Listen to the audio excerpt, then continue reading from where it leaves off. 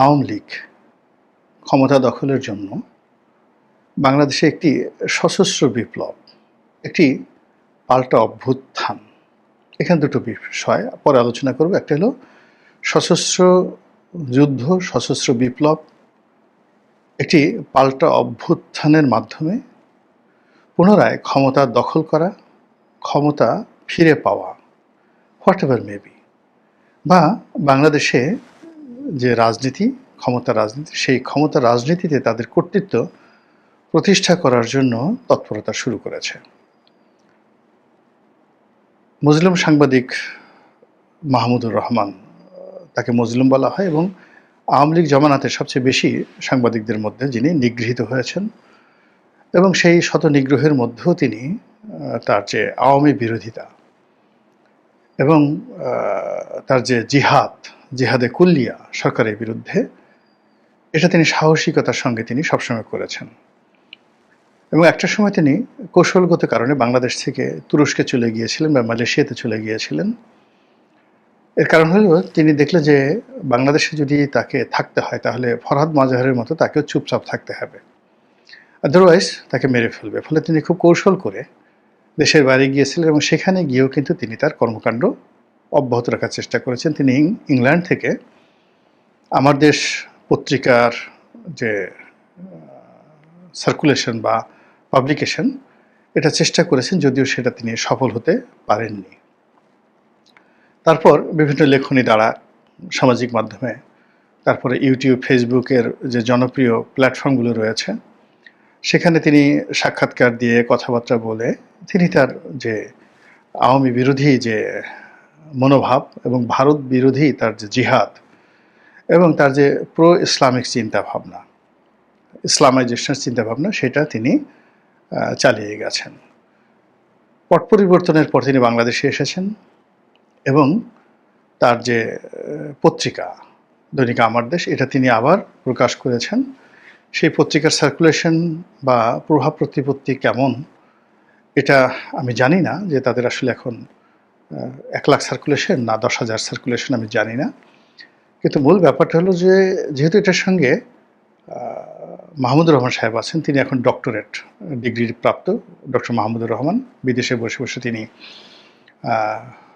বেকার জীবন কাটাননি, তিনি সেখানে বসে ডক্টরেট করেছেন। আর তিনি যথেষ্ট অধ্যয়ন করা মানুষ, পড়াশোনা করেন। আমি জেলখানাতে আমরা প্রায় 50 দিন একত্রে ছিলাম।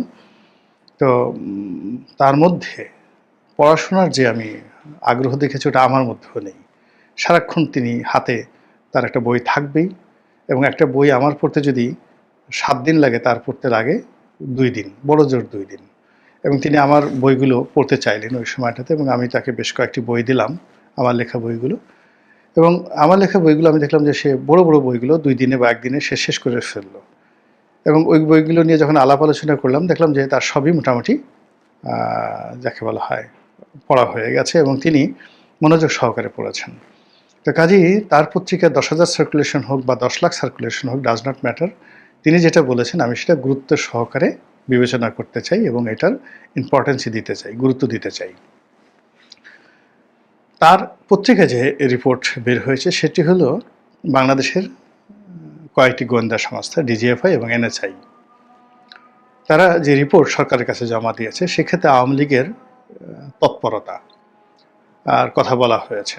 এবং সেখানে বলা হয়েছে যে আওয়ামী লীগের নেতাকর্মীদেরকে বিভিন্ন ওয়ার্ড থেকে, ইউনিয়ন থেকে এবং ঢাকা শহরের বিভিন্ন থানা থেকে তাদেরকে বাছাই করা হয়েছে, এবং তাদেরকে বিশেষ ট্রেনিং দেওয়া হচ্ছে। অবশ্যই সেটা অস্ত্রের ট্রেনিং দেওয়া হচ্ছে, এবং নানা রকম অঘটন ঘটানোর জন্য তাদেরকে প্রস্তুত করা হচ্ছে। এই ধরনের একটা রিপোর্ট দৈনিক আমার দেশে এসেছে। দ্বিতীয়ত যে জিনিসটি হচ্ছে, সেটি হলো এই কাজের জন্য নাম এসেছে সেই ডিবি মনিরের, যিনি পুলিশের এডিশনাল আইজি ছিলেন এবং এসবির প্রধান ছিলেন। মূলত তার যে এক্সপার্টিস, সেটা হলো কাউন্টার টেররিজমে এবং জঙ্গি দমনে।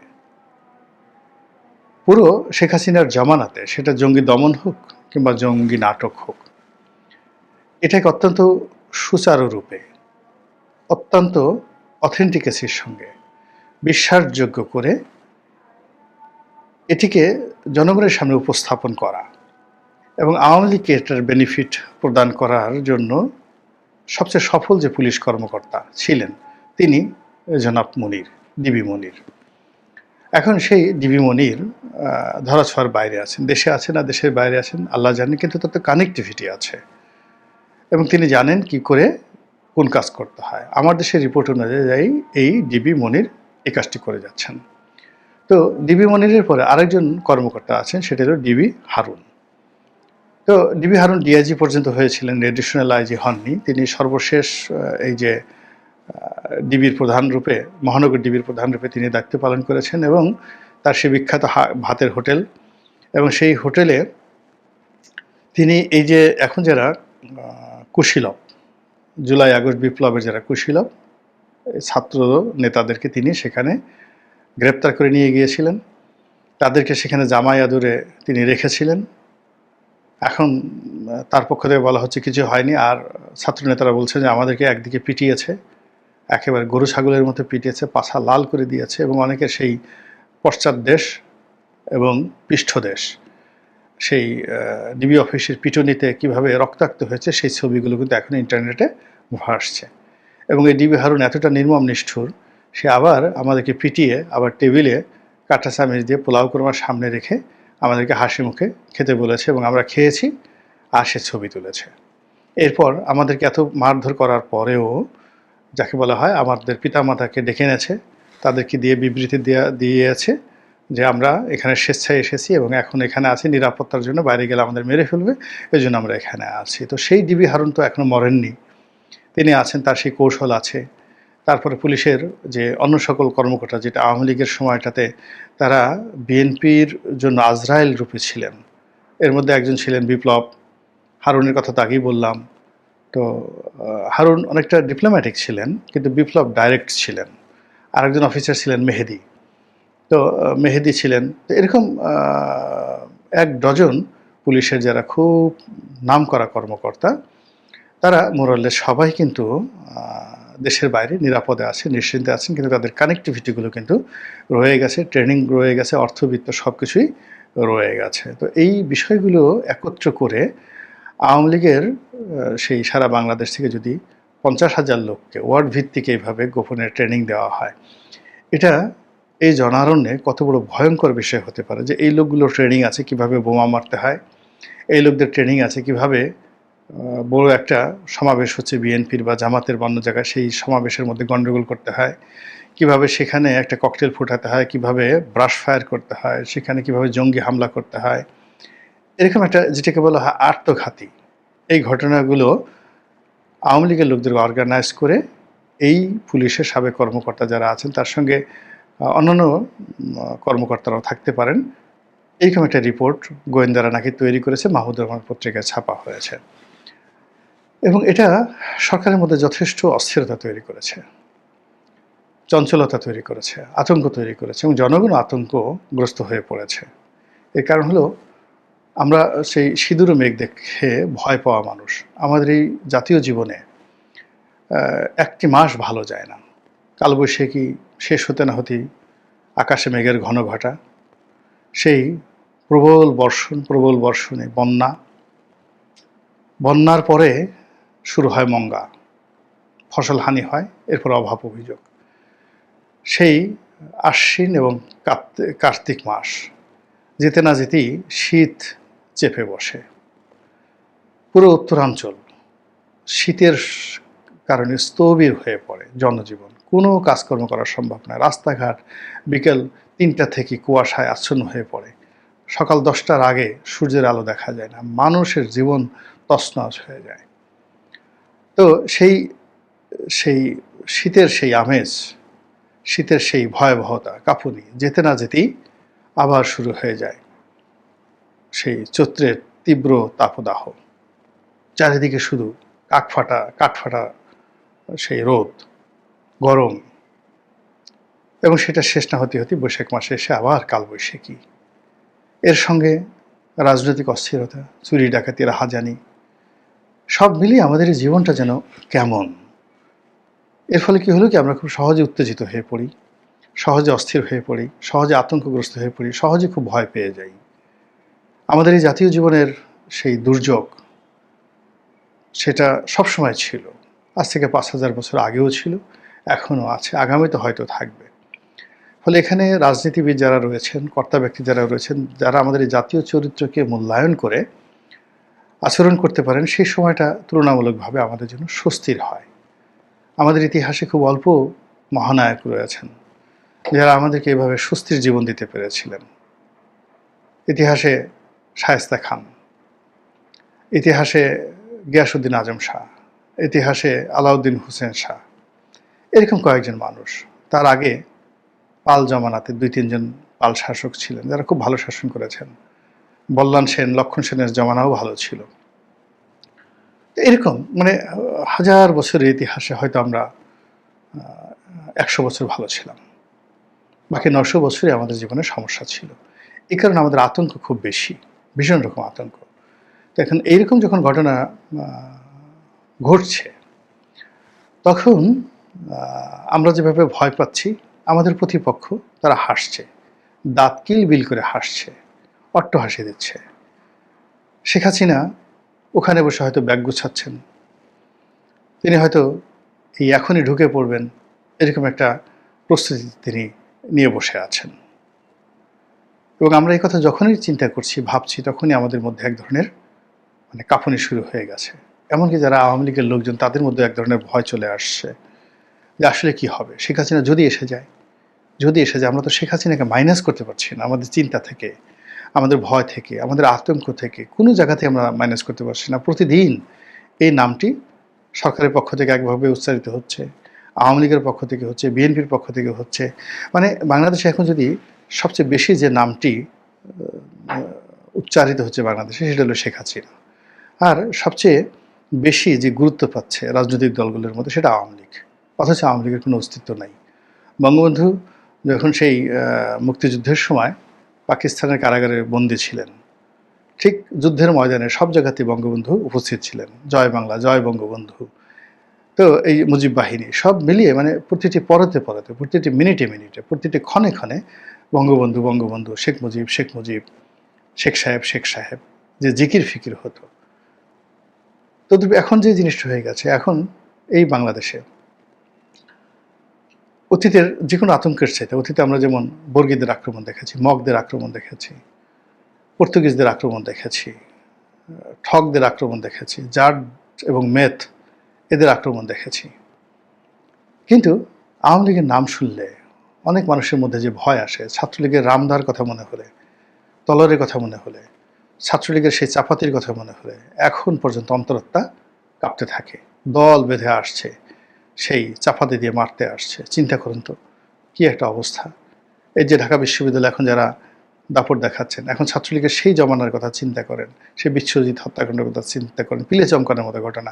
সেই ঘটনা আবার ফিরে আসার কথা বলা হচ্ছে, গোয়েন্দা রিপোর্ট দেওয়া হচ্ছে, তারা প্রস্তুতি নিচ্ছে, তারা ট্রেনিং নিচ্ছে, কীভাবে চাপাতি চালাতে হয়, কীভাবে পিস্তল চালাতে হয়, কীভাবে অস্ত্র চালাতে হয়। এগুলো শুনলেই তো মনের মধ্যে এক ধরনের আতঙ্ক চলে আসে। এবং এটা আমরা যেভাবে আতঙ্কগ্রস্ত হচ্ছি, বিএনপির লোকজন কি হচ্ছে জানি না, তবে আওয়ামী লীগের লোকজন যে উল্লসিত হচ্ছে তার প্রমাণ হলো, আপনারা হঠাৎ করে দেখবেন যে পাদপীঠে আওয়ামী লীগের অনেক শীর্ষ নেতা লাইভ ভিডিওতে চলে আসছে, যারা ইতিপূর্বে কথাবার্তা বলতেন না। এখন আওয়ামী লীগের অন্ততপক্ষে ১ ডজনেরও বেশি মানুষ প্রকাশ্যে কথা বলছেন। এবং সর্বশেষ ওবায়দুল কাদের সাহেব, তিনি কন্টিনিউয়াসলি সাক্ষাৎকার দিয়ে চলছেন। আগে অডিও বার্তা দিতেন, মুখ দেখাতেন না, এখন তিনি মুখ দেখান এবং তাকে যথেষ্ট সামর্থ্যবান মনে হয়, শক্তিশালী মনে হয়, সুস্থ মনে হয় এবং তিনি মনে হয় যেন হারানো যৌবন ফিরে পেয়েছেন এবং আবার নতুন করে মন্ত্রী হিসেবে দায়িত্ব পালন করতে যাচ্ছেন। এরকম একটা ভাবসাব তার অভিব্যক্তিতে ফুটে উঠেছে। ওই যে দেখেন লন্ডনে চলে গেছেন সম রেজাউল করিম সাহেব, একসময় টেলিভিশনে খুব জনপ্রিয় ছিলেন, তারপরে এমপি হলেন, মন্ত্রী হলেন, তারপরে যে কোনো একটা পরিস্থিতিতে যে বাংলাদেশের পট পরিবর্তনের পরে তিনি চলে গেলেন এবং গিয়ে অনেক দিন চুপচাপ থাকলেন। এখন তারও একটা ইউটিউব চ্যানেল হয়ে গেছে। তিনিও বিভিন্ন সেই ইউটিউব প্ল্যাটফর্মে এসে আওয়ামীপন্থী যারা সাংবাদিক আছেন দেশের বাইরে, সেটা ফজলুল বারী বলেন, সুলতানা রহমান বলেন, তারপরে শেষে মোহাম্মদ ইসমাইল বলেন, অন্যান্য যারা আছেন সবার সঙ্গে ফাটিয়ে তিনি বক্তব্য দিয়ে যাচ্ছেন এবং তার সেই বক্তব্যগুলো লাখ লাখ মানুষ দেখছে, ফেসবুক, ইউটিউবে সেগুলো দেখছে। বাংলাদেশে থাকতেও তো তিনি এই টকশো করেই মূলত তো এমপিগিরি নমিনেশন পেয়েছিলেন। তো সেই মানুষ তো এখন কথা বলছে। তারপরে শেষে অনেকেই কথা বলছেন। মহিবুল হাসান চৌধুরী কথা বলছেন। তারপরে আব্দুর রহমান সাহেব কথা বলছেন, জাহাঙ্গীর কবির নানক কথা বলছেন। মানে যেই মানুষগুলো কথা বলতেন না, এখন তারা সবাই মোরাললেস কথা বলা শুরু করেছেন। এবং এই কথা জ্যামিতিক হারে বাড়তে থাকবে। জ্যামিতিক হারে এই কথাগুলো বাড়তে থাকবে। আর আগের সেই আরিফ জেকতিক, তারপরে শেষে যাকে বলা হয় নিঝুম মজুমদার, তারা তো আসেনি। তো এদের যারা মানে খুব উগ্রভাবে আওয়ামী লীগকে সমর্থন করেন এবং প্রতিপক্ষকে খুব নিষ্ঠুরভাবে মোকাবেলা করেন, এই যে ফোর্সটি যেটি মূলত গণজাগরণ মঞ্চ থেকে তৈরি হয়েছিল, সেই গণজাগরণ মঞ্চের ফোর্সটি আবার নতুন করে মাথাচাড়া দিয়ে উঠেছে এবং তারা আওয়ামী লীগের পক্ষে ন্যারেটিভ তৈরি করছে, ডক্টর মোহাম্মদ ইউনূসের বিপক্ষে ন্যারেটিভ তৈরি করছে, আওয়ামী লীগে ফিরে আসার জন্য একটা পথ তৈরি করছে এবং আগামীতে আওয়ামী লীগের যারা প্রতিপক্ষ হবেন তাদের ক্যারেক্টার অ্যাসাসিনেশন শুরু করে দিয়েছেন। বিএনপির আসল চরিত্র কী, জামাতের আসল চরিত্র কী, এই 11 মাসে তারা কী কী করেছেন, ডক্টর মোহাম্মদ ইউনূসের আসল চরিত্র কী, এখন তারা বলার চেষ্টা করেছেন সারা বাংলাদেশে আমরা কেউ যেটা বুঝতে পারিনি এটা শেখ হাসিনা বুঝেছেন এবং শেখ হাসিনা যে কত সঠিক ছিলেন। 2009 সনে তিনি ডক্টর ইউনূসকে নিয়ে যে কথা বলেছেন, সারা বাংলাদেশ তার বিরোধিতা করেছে। কিন্তু এখন বুঝুন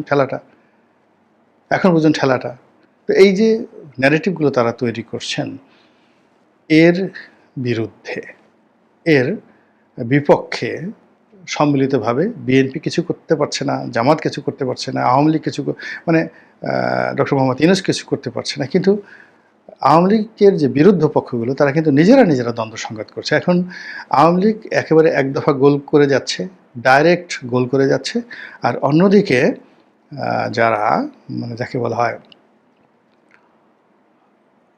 আওয়ামী বিরোধী শক্তি রয়েছে, তারা তাদের নিজেদের মধ্যে অন্তর্দ্বন্দ্ব হয়ে তারা নিজেদের গোল পোস্টে মানে নিজেদের দিকে নিজেরা গোল করার জন্য তারা যাকে বলা হয় সর্বশক্তি নিয়োগ করছে। ধরুন একটা ফুটবল মাঠ, একদিকে আওয়ামী লীগের 11টা প্লেয়ার, অন্যদিকে Jamaat, BNP, NCP, doctor Mohammad Yunus তাদের 11টা প্লেয়ার খেলছে পুরোদমে। এখন আওয়ামী লীগ দেখলো যে আওয়ামী লীগের দিকে গোল করবে সমস্ত দলগুলো 11টা প্লেয়ার, তা না করে সেই 11টা প্লেয়ার তারা নিজেরা নিজেদের দিকে